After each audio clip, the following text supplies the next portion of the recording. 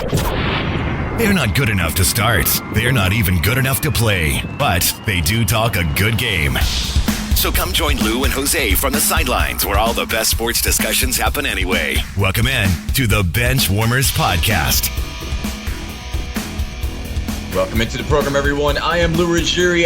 That is Jose Ortiz. And this is the Benchwarmerz podcast. Wherever, whenever, and however you have been listening, we appreciate you taking some time out of your day to spend it with us. We are going to make it worth your while. Season 2, episode 26, our 76th show overall. You can go back and listen to all of our previous shows, iHeartRadio, Amazon, Anchor, Google Podcasts, Radio Public, Breaker.audio, or wherever you get your podcasts.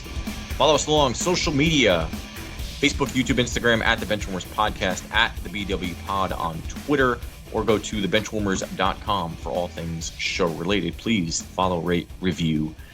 Now that obligatory plead is out of the way, we have a big show coming up. We have to look back on Week 7, make our Week 8 picks already. We're just about halfway through the season. It's crazy.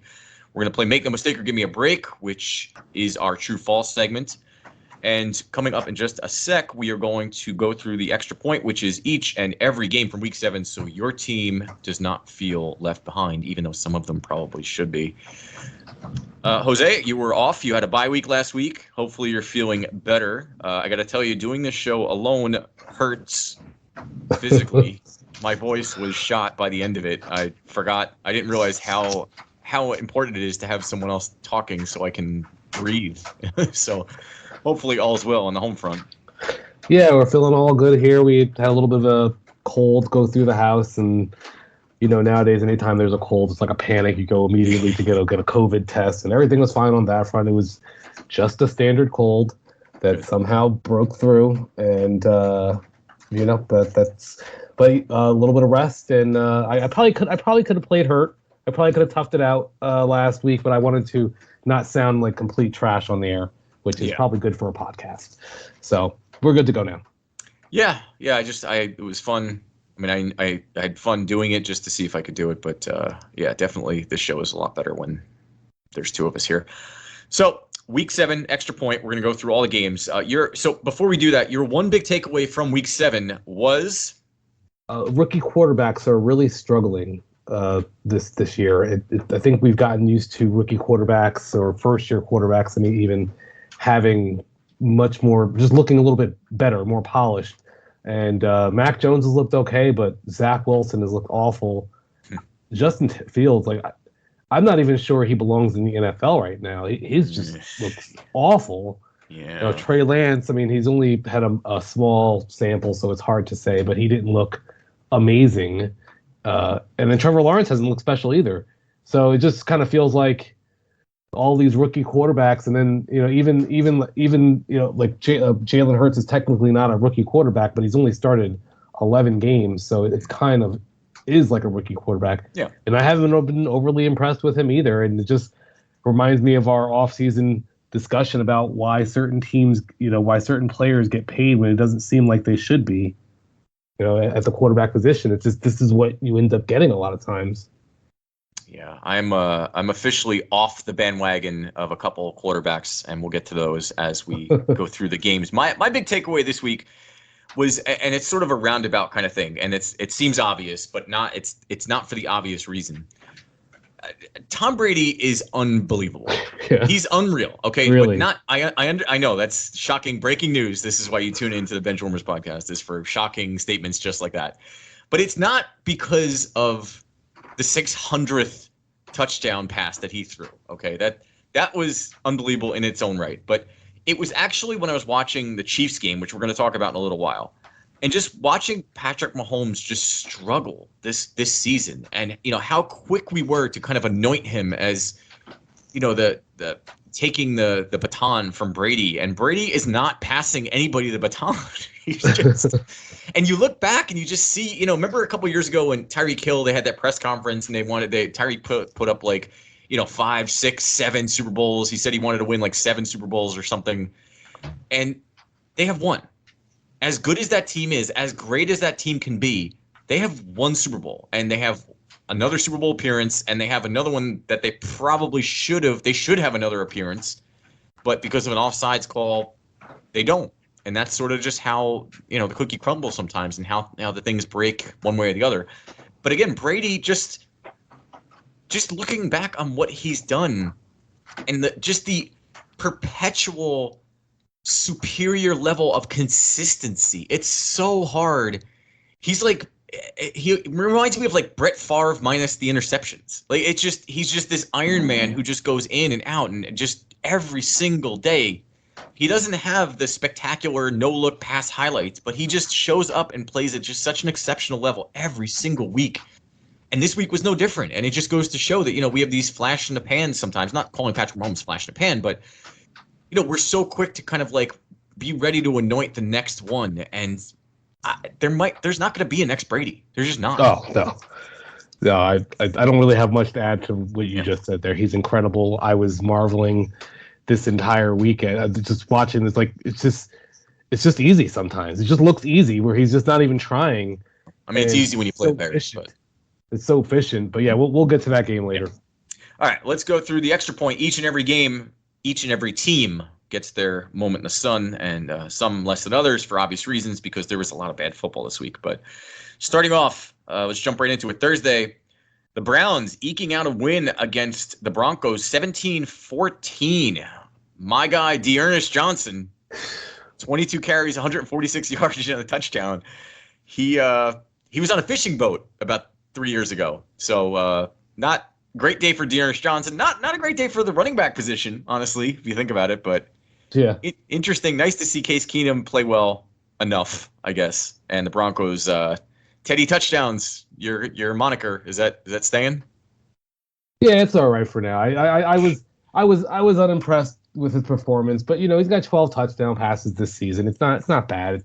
For some reason, it felt like watching that game, I just kind of wanted the Broncos to just kind of make a play on offense, and it felt like the Browns' defense, to their credit, they just they only had 2 sacks and 1 interception, but it just felt like they were much more dominant than that. And between the defense and D'Ernest Johnson just having a career game, it just really allowed the Browns to control the clock. It was one of the more boring Thursday night football games I've seen in a while. But I came out impressed with the Browns defense and kind of their ability to say, hey, we're down on offense. Odell Beckham Jr. is a shadow of his former self. Jarvis Landry's hurt again. And Baker Mayfield's not out here. It's okay. No Nick Chubb and no Kareem Hunt. It's okay. We've got you. And they really and no Donovan Peoples-Jones right at the last minute either. So very impressive performance by the Browns defense. Yeah, I couldn't agree more. And the two things I took away from this, aside from D'Ernest Johnson showing up big, was that Odell Beckham can't catch with 2 hands anymore. So I don't know what happened to him. I don't know if it's the system. I don't know if it's the scheme. I don't know if he's in his own head. But just the precipitous fall from grace that Beckham has had since joining Cleveland is just, it's sad, because he started off, he was he was a living, breathing highlight reel when he was on the Giants, and then just such a just fall. It's sad. Yeah. And the other thing that was sad was that Case Keenum, I think, made a pretty strong case for why the Browns should not give Baker Mayfield a long-term contract, at least not one of those top-end, next man up $40 million contracts. Because go ahead. Sorry. Because the drop-off, Case Keenum, this is his first start in a while. He did have that unbelievable run with the Vikings a couple of years ago, the Minnesota Miracle, and kind of Stephon Diggs coming out party and all that, and they went 13-3. But Case Keenum I'm not saying that Case Keenum is better than Baker Mayfield. I'm just saying that the payoff, what Case Keenum's value is at the price that he's at, is a better value than this giant contract that Baker Mayfield may or may not get in the future. And I just don't see it. I agree with you, but I don't think it was Case Keenum who made that case. I think it was Baker Mayfield who made the case that he doesn't deserve a long-term contract. If I'm them, I think you maybe, the one issue is that they haven't drafted. I don't think you want to go into the season with Case Keenum as your starting quarterback. So the one mistake they made is they haven't drafted someone else to kind of have them on the team already, ready to go. But I would definitely be thinking about moving on from Baker Mayfield if I was the Browns. Absolutely. I think one guy that they should make a hard push at is our next quarterback, the Green Bay Packers, Aaron Rodgers. I think in the offseason, that would be a crazy place for him to end up. The Packers beat the Washington football team 24-10, and I'm officially off the Taylor Heineke bandwagon. This game, I watched this game. I like his attitude. I like his moxie. I like his, he's athletic, but he just makes too many stupid decisions. And this game, I was just so upset because they should have, the Washington football team's defensive line was getting to Aaron Rodgers. They had a chance in this game, and just some dumb decisions by Taylor Heineke. They gave themselves zero chance to win. Honestly, this game to me, the Packers are just the better team, and sometimes it boils down to not beating yourself. But I think, I think about the Washington football team this year. I can't quite remember the record off the top of my head, but they kind of remind me of the Dolphins. They're 2-5 right now. I wasn't sure if it was 2-5 or I knew it was in that area where there was a lot of talk about them taking a jump this offseason, and it just hasn't really happened. And the Washington football team just don't look good. And I know that they, the whole they could have won if they did this, they could have won if they did that. That's what bad teams say. That's the bad team narrative. Oh, we could have won if we didn't have that offsides. We could have won if we didn't have this or that happen. And meanwhile, the Packers have quietly won 6 games in a row and look really strong. Yeah, Devontae Adams, once again, six receptions on 7 targets for 76 yards and a touchdown. He was actually just placed on the COVID-19 list, so his status for this Thursday game, which is actually going to be one of the better Thursday night games we've seen in a while. It's at the Cardinals. That's pretty scary that, the idea that you're going up against an undefeated team without your number one receiver, who, by the way, Devontae Adams accounts for 44% of Green Bay's passing receiving yards. Receiving yards, not passing yards, but Aaron Rodgers just can't be stopped. The man just can't be stopped. But or maybe the combination of him and Aaron Rodgers can't be stopped. I think is more like it. But again, if he's not there on Thursday, I mean, it's gonna I think we're gonna see just how bad the rest of that receiving squad is, even with someone as great as Aaron Rodgers throwing the ball. But we'll get to that game in a little bit when we preview our Week 8.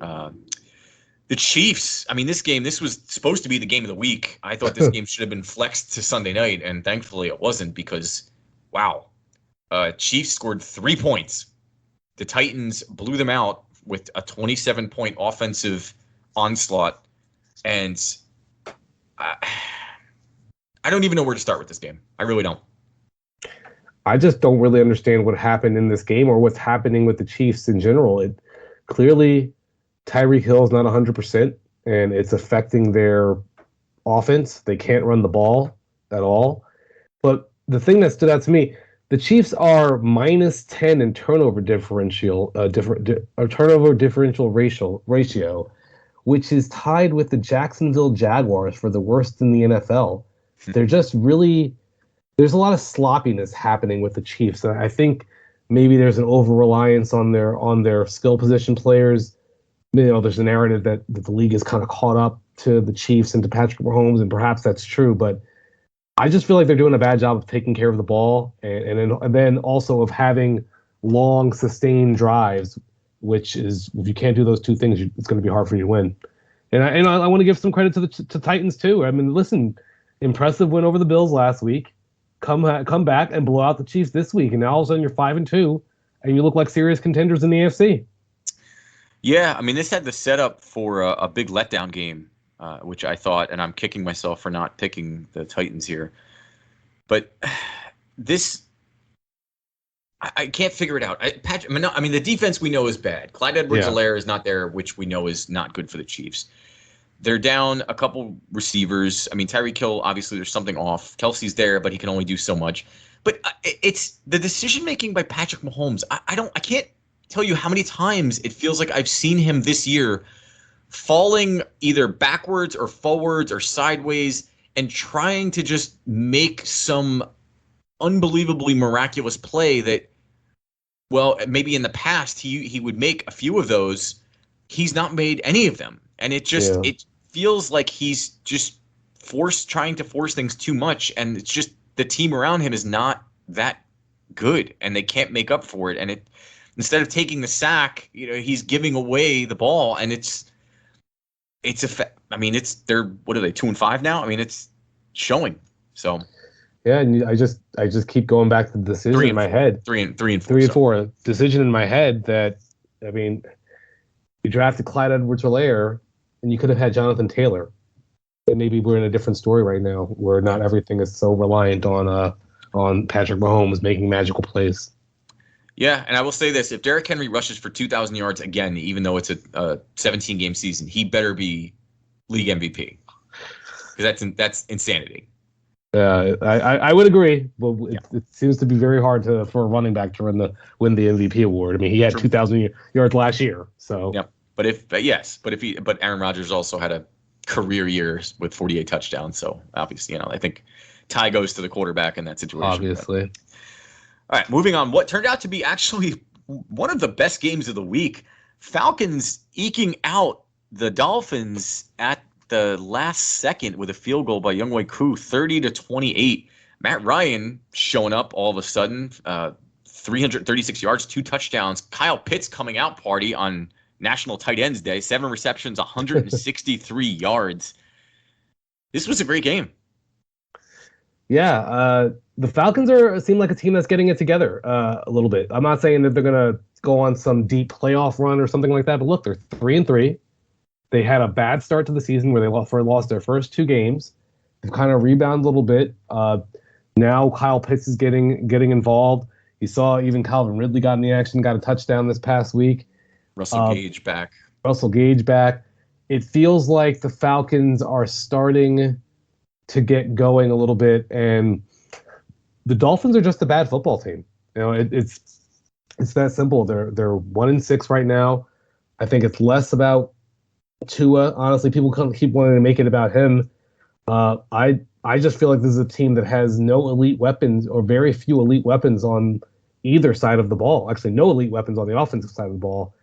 And I guess I think Xavier Howard, on defense. I mean, really, that's about it. Byron Jones, maybe. I wouldn't consider him elite. It just feels like there's just no good pieces on either side. Tua didn't play bad this week. He's playing. I mean, he's fine. He's just. Yeah. I just don't know. Yeah, Mike Gesicki is a good tight end. He's a very good tight end for the Dolphins. 7 receptions, 85 yards, and a touchdown. Jalen Waddle looks like he's got good chemistry with Tua. I think that he's going to end up being better than we think he is right now. Aside from that, they signed Will Fuller, who is, he's going to be in and out, and play 3 games a year and play spectacularly, and then be out for whatever reason. Yeah, the Falcons should be better. They really should. They have so much talent on the offensive side of the ball, and it'd be nice to see them actually start to realize that potential. But we'll see. Yeah. That's a tough division to be in. They're 3-3 right now. We'll see. Yeah. Speaking of tough divisions, the AFC East with the Dolphins also has the very lowly Jets, who this game. I mean, we don't have to spend a lot of time on this. The Patriots just eviscerating the Jets, 54-13. Jets are now 1-5. Patriots are 3-4. Damian Harris, breakout party, 14 carries, 106 yards, 2 touchdowns. Brandon Bolden got in the mix with 6 receptions for 79 yards and another touchdown. Mac Jones, 300 yards passing, 2 touchdowns. And the Jets, Zach Wilson is out, and they re-signed Joe Flacco, which maybe you're better off having Zach Wilson injured playing starting quarterback at this point. I don't know. This was just a pathetic attempt at offense by the Jets.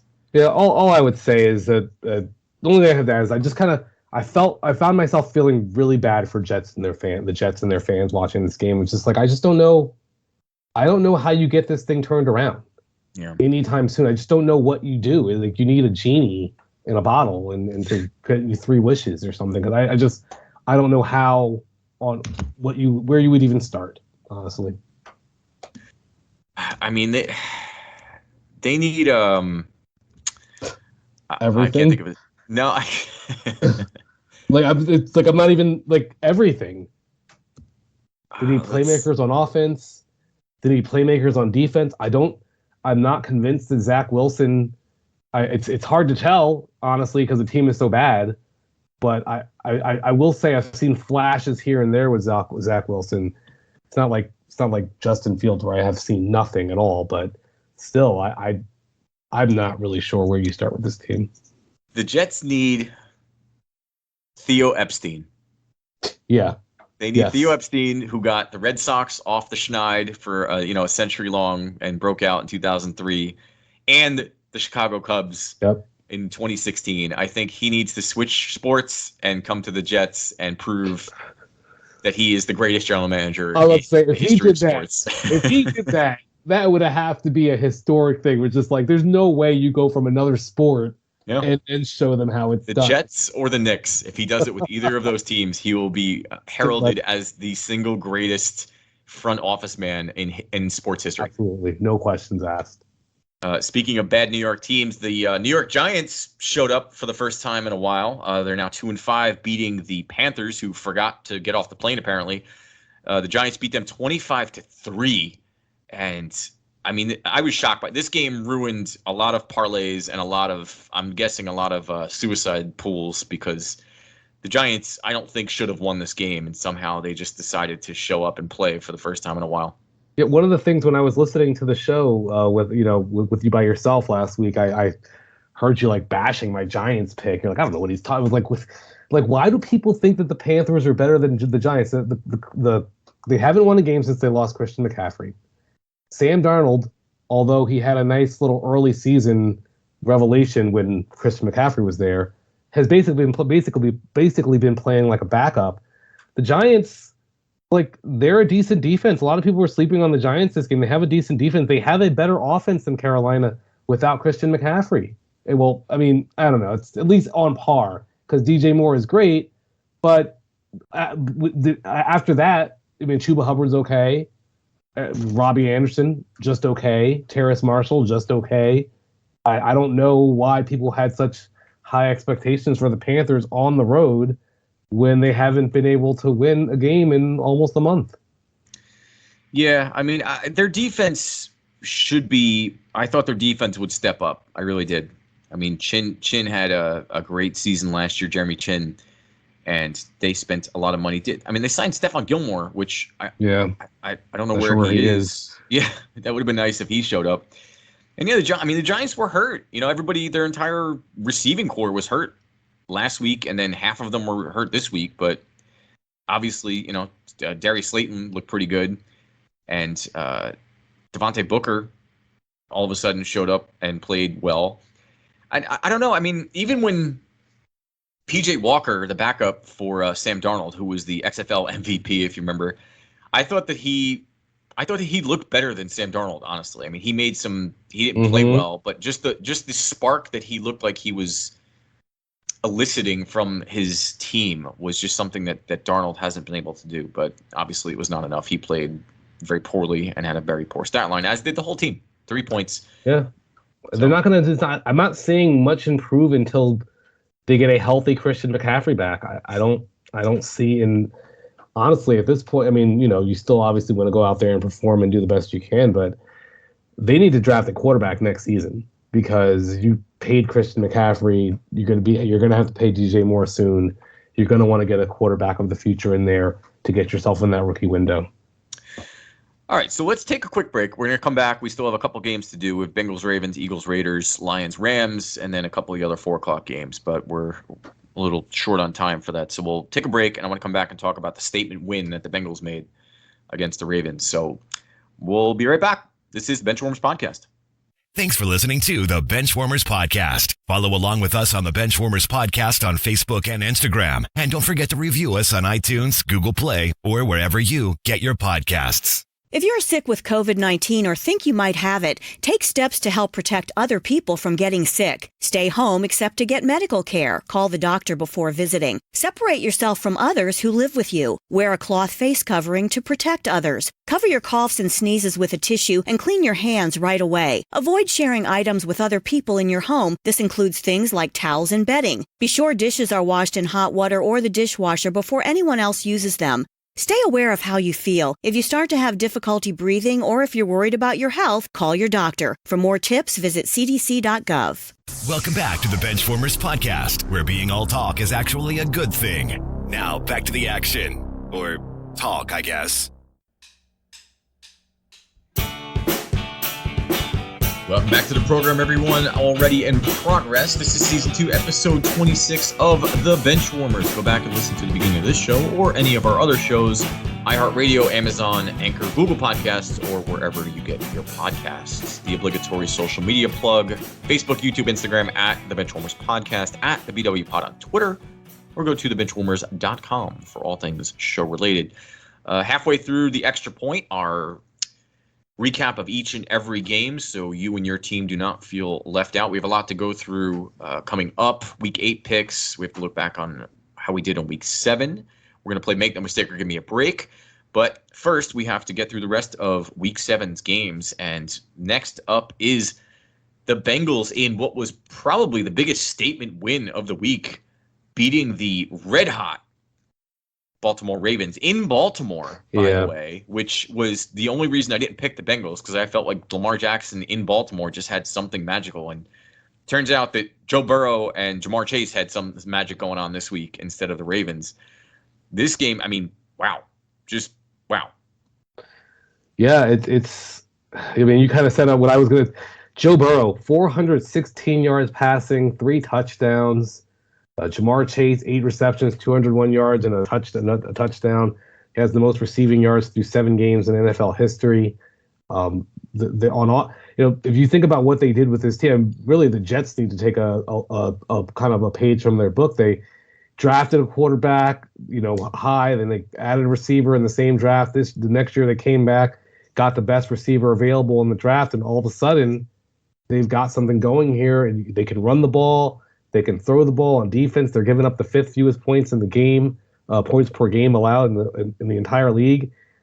And then, I'll just say with the Ravens, I mean, look, they're 5-2, so it's no need to freak out or anything. It just feels like every time you're ready to buy in on the Ravens, they have a game like this. I feel like this has been going on for about 3 years now, where it's just, the Ravens, they've got it going. Let's go. They're ready. And then they get blown out, or they have just a weird loss. Lamar Jackson only completed 15 of 31, and the offense looked unimpressive. And we're used to this song and dance. I don't know what happens where they just have these random games where they just don't show up. I'm sure they'll bounce back and they'll be fine. But kind of a just disappointing performance after they're getting our hopes up over the last couple of weeks. Yeah, and the other part of that is, too, that they've upgraded their defense significantly. I mean, their defense was historically bad last season. And, I mean, between Von Bell being there, Awuzie at cornerback, they signed Eli Apple, who is, he was former first-round pick of the Giants. They've upgraded at a lot of positions and just made themselves better across the board. And just their attitude, you could see it on the field. They were not afraid of the Ravens. And this was the first time the Bengals have put up 40 points against the Ravens since 2005. So they put the smack down, and it showed. It was nice. It was crazy to see Lamar Jackson kind of be contained as much as they did for him. And the Bengals are real. They're for real. 5-2. They're at the top of the first place Bengals. Yeah, first place Bengals in what is arguably the second hardest. Even you make a case that it's the hardest division of football right now. You'd probably say it's the best division right now.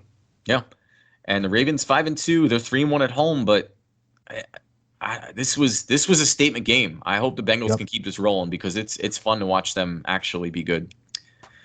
In a game that was not so good, the Eagles losing to the Raiders, and I think I am officially off the Jalen Hurts bandwagon. I'm 1 foot is off. I'm not sure yet. And this game, they're 2-5 now. The Raiders are 5-2, surprisingly. But the Eagles just look kind of lost. They just don't look like a cohesive unit. Jalen Hurts, like you mentioned, he hasn't played a full season of games as a starter yet, so maybe it's a little premature, but it just feels like their running game is not really there. Their receiving game is not great. They traded away Zach Ertz, who is now all of a sudden playing better. I mean, I guess anybody could play better on the Cardinals from the Eagles, but Dallas Goedert is a lone bright spot there. But the Eagles just look like they're a mess. Yeah, I mean, they look like one of the worst teams in the NFL, which they are. And I actually got cute on this one last week and picked the Eagles to beat the Raiders because I just wanted to pick an upset. Yeah. And Raiders just really. Now you're just upset. Yeah, I mean, like one of the things I like when you're a team that's you're 4-2, whatever, and you're a good team or you're supposed to be a good team, and then you're playing a team that's supposed to be bad. Like I like it when you just destroy them. Like it's not close. They're not hanging around. They don't feel like they have a chance to win, and that's really what the Raiders did to the Eagles. I know that it doesn't feel like they won by 11 points, but it felt like it was much bigger loss than that. And yeah, Jalen Hurts. I was having a discussion with someone about it today. Maybe it's a little bit too soon to tell, but to me, he looks closer to Tim Tebow than he does to Lamar Jackson, and that's just not. It's just not going to cut it. I mean, we'll see how he still has time to get better, but as of today, the Eagles have 3 top 10 picks in the 2021 draft or the 2022 draft. How do you not come away with a quarterback in one of those picks?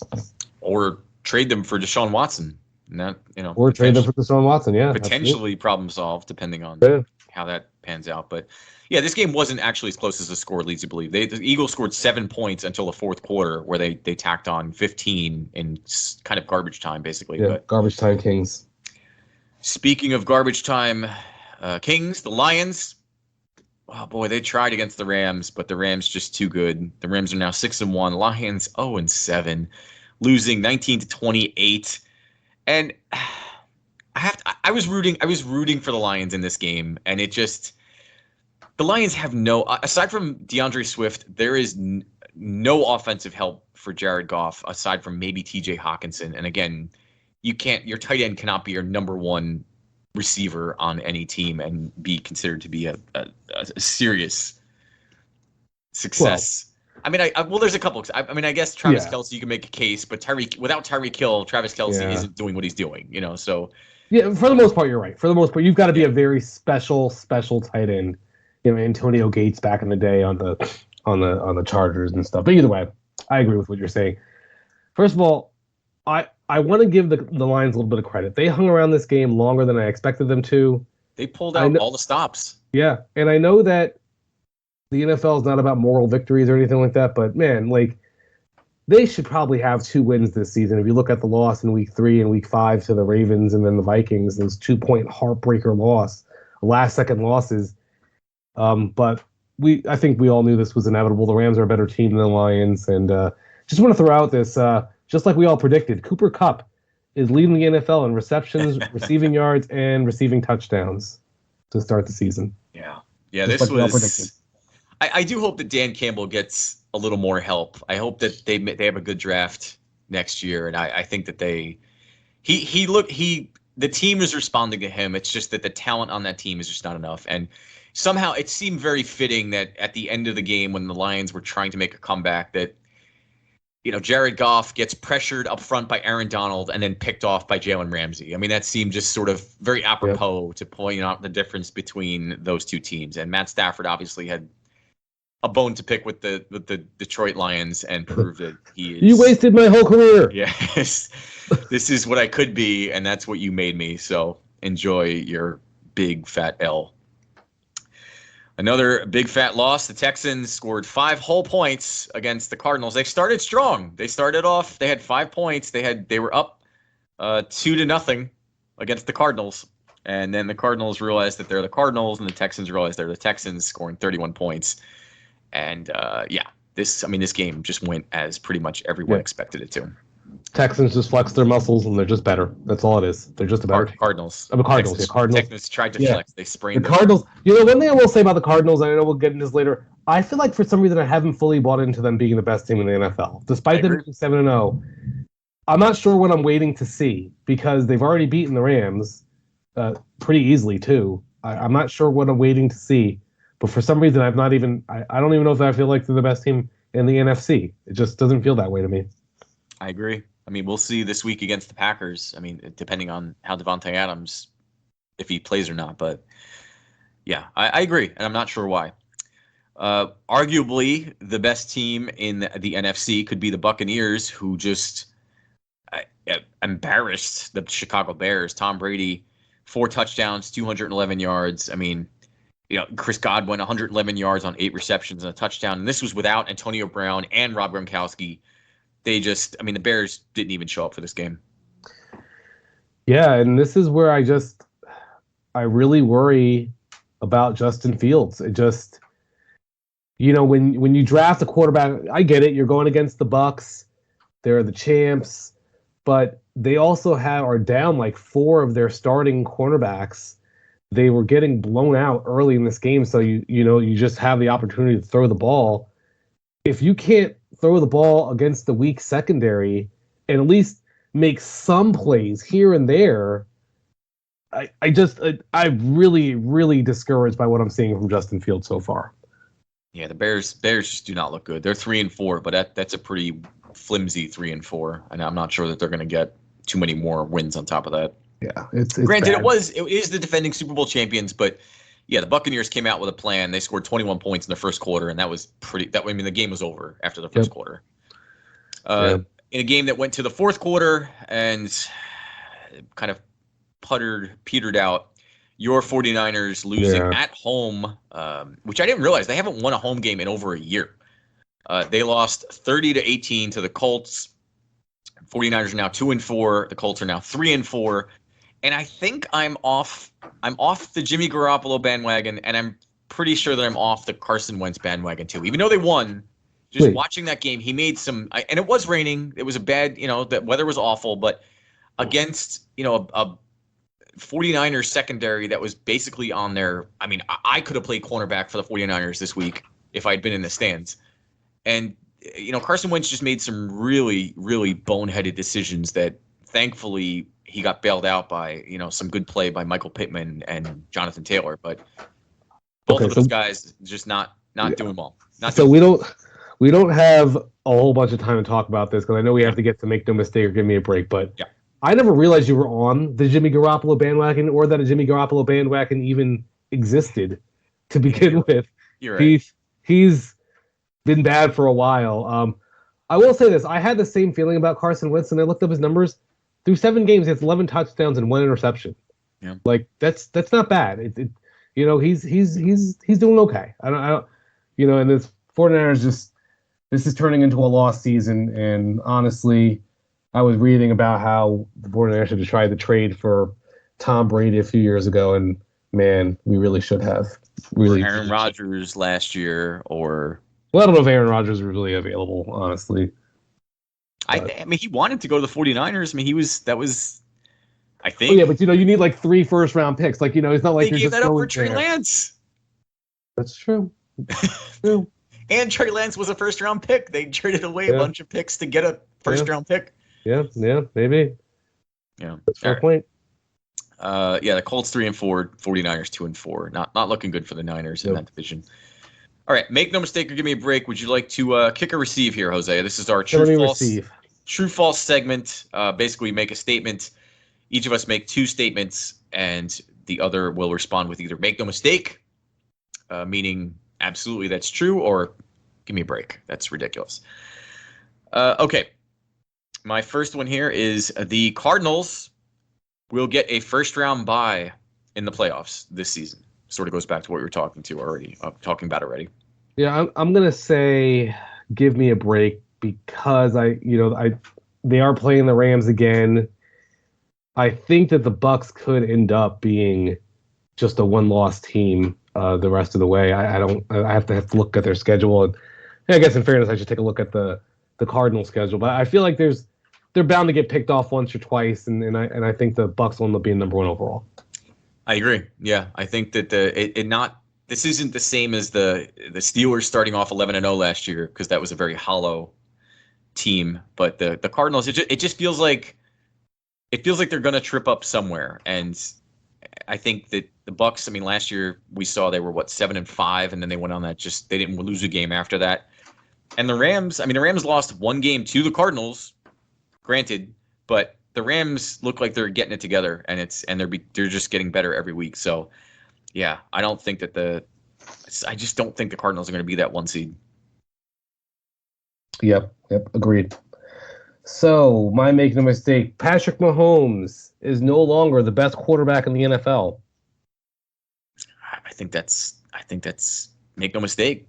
I mean, I don't know that he was coming into the season. I mean, I think Tom Brady was making a case. I mean, Aaron Rodgers after last season, Justin Herbert, he had a bad game last week, but I'm not so sure about him either. Josh Allen, I mean, there's a lot of people that have a case for it. And right now, especially the way that he's been playing, I think that's an easy one. Make no mistake. Yeah, make no mistake. I mean, I went into the season, I think I just kind of anointed him. And just because I think you touched on it, like a lot of the flashy, impressive things that he does. But Tom Brady's out here just carving teams up, and it doesn't really look hard at all. Yeah. I will say their offense is just overall more balanced, so that might have something to do with it. But yeah, I don't know who I would say is number one, and I'm not saying it's definitely not Mahomes, but it's certainly not the lock that it felt like at the beginning of the season. Yeah. Here we go. The New York Jets will have the first pick in the 2022 NFL Draft. Well, they better hope so, but I think it's make no mistake. They will have the first pick. I'm going to say make no mistake. I think the Lions actually have the Lions. I have to just a little preview. I picked the Lions to win this week coming up. So I think they're going to get a win or two. They have to, but it's based on the way they're playing. Yeah, I think especially with the injury to Zach Wilson, as much confidence as I have in Joe Flacco after him not playing for I don't know how long. I think, the Lions are playing inspired. I mean, the Lions have had some bad breaks, and they've had some games they should have won. I mean, minus the greatest, longest kick we've ever seen by Justin Tucker. I mean, they would at least have a win. And the Jets the Lions look like they're getting better, and the Jets look like they're getting worse. Yeah. Well said. My last one is the Packers are a top 3 NFC team. I'm gonna say give me a break. I think that they're too one-dimensional. I mean, I think right now you have to say the Cardinals are better, even though we just talked about them maybe not being the best team in the NFC. I think the Rams are a better team, top to bottom, offensively, defensively, and the Bucs. I mean, the Bucs, despite their injuries, I mean, you have Tom Brady. I can't bet against Tom Brady. The Packers might be right there at that 4 spot, but it's, without Devontae Adams, if teams just could figure out a way to all you have to do is stop him. They don't really do much else. I mean, Aaron Jones is good, but they can't, no one team aside from maybe the Titans can really run the ball consistently throughout the course of a game and not throw. And you take away a guy who, like I mentioned earlier in the show, has 44% of the Packers receiving yards this season. And it kind of feels like they're kind of hamstrung for offense. Yeah, I picked top 3 purposely because I wanted to see how you felt about them, because I think there's no question they're a top 5 team. Yes. But yeah, top 3. I think the Cardinals, the Cardinals, the Rams, and the Bucs, in whatever order you want to put them, would all clearly. Cowboys, I would probably put them above them too. I put the Cowboys on the same level. Yeah, but that's fair. I think it's fair to put them there though. But either way, give me a break. They're definitely not a top 3 team. Yeah, an FC team. All right, let's take a quick break. Speaking of give me a break, we're going to give you a break and take a quick break and come back. It's time to look back on how we did for our picks in Week 7. Our put your money where your mouth is, our sports book bet of the week. We're going to look back on last week and make the sum for this Week 8. And then we have to make our Week 8 picks. So we have a lot to do and not a lot of time to do it. But we'll be right back. This is the Benchwarmerz Podcast. Thanks for listening to the Benchwarmers Podcast. Follow along with us on the Benchwarmers Podcast on Facebook and Instagram. And don't forget to review us on iTunes, Google Play, or wherever you get your podcasts. If you think or know you had COVID-19, You can be around others after 10 days since symptoms first appeared, and after 24 hours with no fever without fever-reducing medication, and after other symptoms have improved. If you have tested positive for COVID-19 and you had no symptoms, you can be around others 10 days after you got tested for COVID-19. To learn more, visit cdc.gov/coronavirus. And now back to the Benchwarmers podcast with Lou and Jose.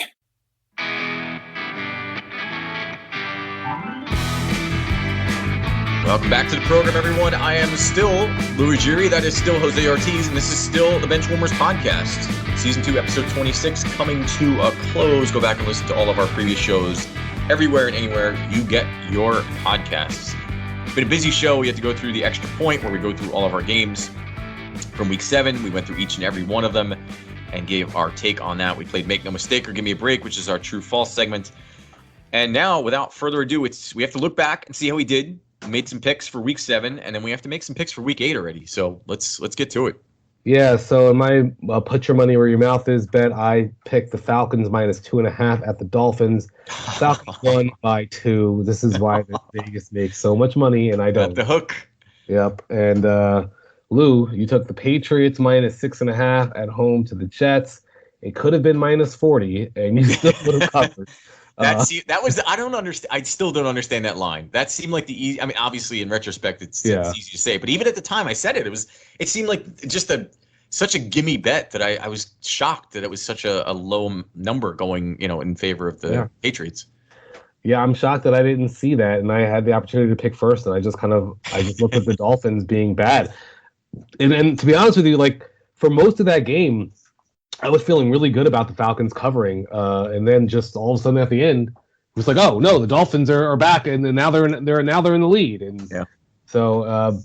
Well, yeah, you're 4-3 now. I'm 2-5 in our money bets, and I'm just gonna move to week 8. My put your money where your mouth bet is. I'm taking a page out of your book, and I'm taking the Bengals minus 8.5 at the Jets. I feel extra good about this because now they're going to be without Zach Wilson, which is somehow good enough to be their starter. So there's no way. I don't see how anyway they don't get blown out in this game. Yeah, I thought that was a pretty easy one. I was going to take that till you told me that. So we're sticking with basically coming off that Patriots-Jets game. I'm taking the other side of that coin. I'm taking the Patriots again. They're getting 5.5 points at the Chargers, and I know the Chargers were surging for a while, and they played like poop before their bye week. But if you remember last season, the Patriots shut out the Chargers. I think it was like 55-0 or just something insane. And obviously, Brandon Staley's a different coach, and Justin Herbert has another year of work under his belt, and the Chargers look a little more put together. But Patriots getting points, in a game like this, I will take that all day, every day. So give me the Patriots plus 5.5 at the Chargers. It's a little bit more gutsy than I would have expected there, but my other one, just for the record, and this won't count, but I just want to put it on the record as saying the other one I was toying with is the Titans -1 at the Colts. I think that was another. It's a division game, which makes me wonder a little bit if the Colts are going to show up unexpectedly. But that was the other one I was toying around with. All right, I like it. I think it's very, very interesting. I think I'd have to trust you being that you're 4-3 and I'm 2-5, and so obviously you know what you're talking about. No, slightly more, not much. But. So with our week 7 weekly results, not including Monday Night Football, I went 7-4. And my record is up to 65-40. You had a 5-6 week. That's good. 62-43 is your total record right now. This is also before Monday Night Football, so and we both had the Saints for Monday Night Football. So I imagine it's looking good right now. Last time I looked, so we'll see. But let's go ahead and run through our Week 8 picks. Thursday Night Football, Packers at Cardinals. Who you got? Remember, Davante Adams could miss. Yeah. And just on that alone, I'm going with the Cardinals. Yeah, absolutely. I was going to go. And they're at home as well. I think this type of prove-it game. I think the Cardinals feel like they're not getting a lot of respect. I'm probably sure the Packers feel the same way too, though. So it should be very interesting. How about the Panthers at the Falcons? Give me the Falcons. The Panthers are not a good team without Christian McCaffrey. I mean, I would have taken the Panthers before last week, but yeah, after this, I'm kind of jumping off the Panthers bandwagon. I gotta believe it when I see it. So give me the Falcons. Their offense is light years beyond the Panthers right now. It's crazy to think of how badly the Falcons look to start the season, that they could end up being 4-3 after this game. Yeah, and over 500 and kind of getting their season together. All right, Titans at Colts. I'm going to tell you I'm going on a limb here, and I am taking the Colts as an upset. Wow, give me the Titans. Okay. I don't believe in Carson Wentz. I think that team has a lot of talent. Michael Pittman looks good, but T.Y. Hilton's out, Paris Campbell's out. The Titans are Derrick Henry's unstoppable. Even with a defensive line as good as the Colts is, he finds a way. He passed for a touchdown last week. Like they just find ways to get him involved. And yeah, no, absolutely. I it's really just the divisional game. It's at home for the Colts, coming off of a kind of maybe a season-saving win. Yeah. And I just feel like Titans are kind of coming off two flex our muscle wins, and then maybe this is a type of trap game, perhaps. You got to pick your upsets here and there in the NFL. It's just my upset. That's all. Well, I'm not picking an upset for this one though. Next, Dolphins at Bills. I've got the Bills. Yeah, no upsets here. Another no upset game. Bengals at Jets. Obviously, taking the Bengals. Bengals. Yeah, I mean, if we could give points to the Jets, I would still take the Bengals. How about the Steelers at the Browns? Wow. Last I saw, Baker Mayfield hadn't practiced to start the week. I don't know if Nick Chubb is going to be back or not. It's still kind of up in the air. Yeah, Kareem Hunt's still out. Kareem Hunt's going to be out for a few weeks. The Steelers are coming off of a bye. I think I'm taking the Browns here. I believe in the Browns defense, and I think they're going to really limit what the Steelers can do on offense. It's going to be one of those, like if you're trying to bet on this game, just take the under because it's going to be ugly. It's true. Give me the Steelers. Is it at Cleveland or is it at Pittsburgh? It's at Cleveland. That's what kind of pushed me to the Browns. Give me the Steelers. Give me the Steelers. I'm not a big believer, but the Browns are they're just so banged up. Yeah. It's one of those games where it's really hard to have faith in either team. Yeah. Because you could really see it all falling apart on either side. You're like, I picked the Steelers. Oh, but they're on the road. Big Ben can't throw the ball. The defense on the Browns. There's a narrative for either side. I've already told you my pick here, but I'll reiterate. We have the Eagles at the Lions, and I am rolling with the Lions to get their first win of the season. Yeah, give me the Lions. I'm with you. Okay. I think maybe it's a little rooting interest because I want to see the Lions win one, but I think that 0-7 at some point they're gonna snap, and I think the Eagles are a bad enough team where they can do that at home against the Eagles. Yeah, and I was just gonna say it's at home. Yep. And if you're the Lions, you're looking at this like we have to win this game. We've been right there with the Rams. We played with the Vikings. We played with the Ravens. We got to destroy the Eagles. Yeah, they should. Yeah. All right. How about the Rams at the Texans? I've got the Rams. Yeah. I mean, the Rams got a little. The Texans are a feisty team, but the Rams are just too good defensively. If you had to place odds? I mean, maybe that's bad. What are the chances that Deshaun Watson is traded by the time we do our show next week? I mean, I think November 2nd is the trade deadline, right? So so it would basically be the day after. I don't think it's going to happen. I think it'll happen in the offseason. I just don't feel like there's enough going on because I know the Dolphins have been trying real hard to get him, and it doesn't feel like it's going to happen anytime soon. Yeah, I feel like nobody wants to give up 3 or 4 first-round draft picks for a guy who might end up on the exempt list, and I mean, there's just so many different things. It's in jail. I mean, in jail. He's not facing criminal charges, so it seems like it's only civil cases. I think at this point. Yeah, you might be right. Either way, how about the 49ers at the Bears? I'm taking the 49ers as hard as it is to take the 49ers in any game right now. Yeah. The Bears look just so bad. As bad as the 49ers looked last night, the Bears look way worse. So, this is a battle of the bad teams. Yep. Give me the 49ers. Bears just not good. Not good. And we have the Patriots at the Chargers. I know you've got the Patriots with the points. Are you taking the Chargers to win? I've got the Chargers. Man.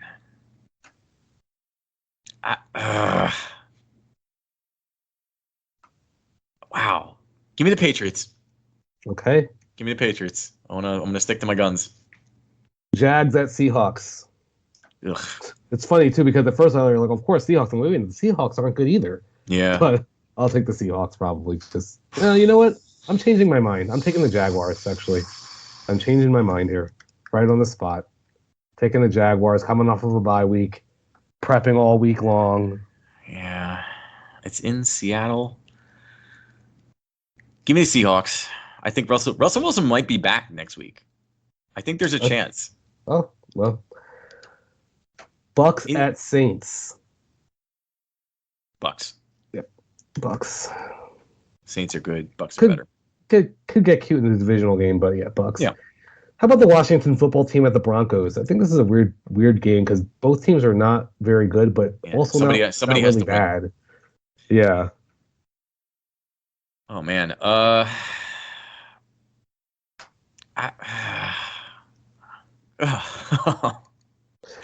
I've taken the Washington football team here, but I'm not feeling good about it. And if I took the Broncos, I wouldn't be feeling good about this. It's like I'd rather abstain from my vote. Yeah, can I pass? It's at Mile High. I guess I'll take the Broncos. Yeah. I guess I'll go with the Vegas, -3 home favorite. Yep. I guess. Yep. Because these teams, I mean, you talk about mirror image of each other. Both have talented skill positions. Both have subpar quarterback play.